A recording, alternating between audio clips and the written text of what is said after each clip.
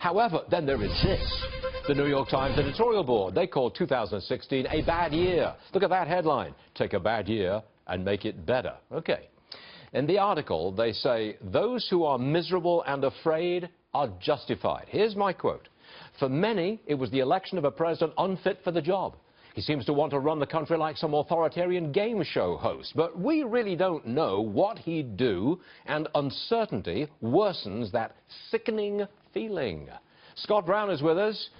You know, Scott, the market's up triple digits. Looks pretty optimistic to me. I don't have a sickening feeling. Do you?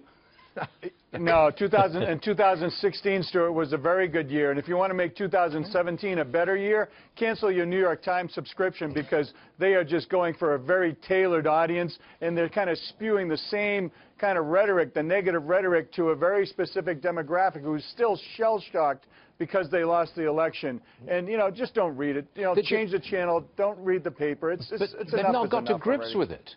I don't think they've gotten to grips with their loss, why they're lost, and what they're going to do now. I don't think they've come to terms with their loss. Yeah, of course not. And my response to that, Stuart, is who cares? You know, you can't stop time. The country's moving on. We're moving on with a very positive agenda, as you referenced, by the stock market, by housing starts and construction growth.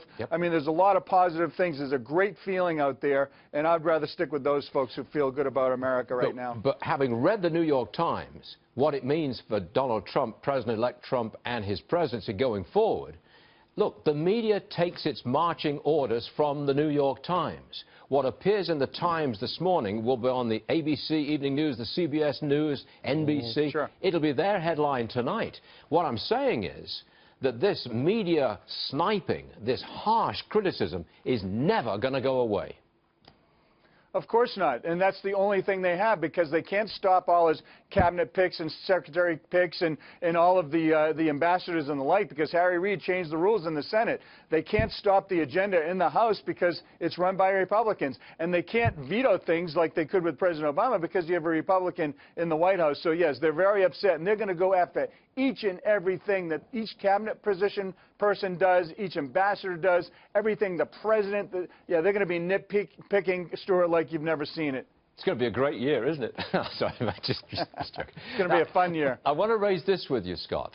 Senator Elizabeth Warren, Massachusetts senator, she wants to make it easier for banks to work with marijuana companies, because it's going to be, or is now, legal recreational marijuana in Massachusetts. What are your thoughts on this? You're a Massachusetts guy. Yeah. First of all, I'm not in favor of recreational marijuana. I am in favor of medicinal marijuana, medicinal marijuana prescribed by a doctor. But that being said, it did pass in Massachusetts. The legislature has put it off for about 18 months.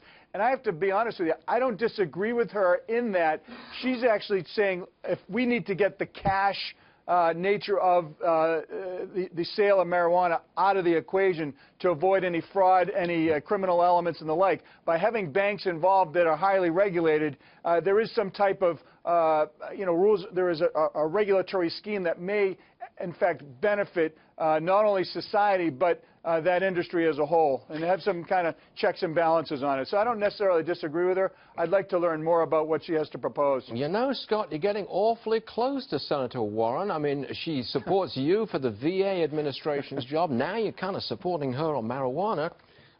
Should we be worried? Well, you know, Stuart, it's interesting you say that, Stuart. I like ideas, good ideas, no matter where they come from. And I guess that's the difference between me and a lot of the people at the New York Times and others. I'll take a good idea no matter where it comes from and run with it, as long as it helps our country move forward. That's the difference. Well said, Scott Brown. Think positive for 2017. That market loves it. Amen, Stuart. Amen, sir. Thank you, Scott. We'll see you again real soon. Happy New Year to you and everybody. Yes, sir.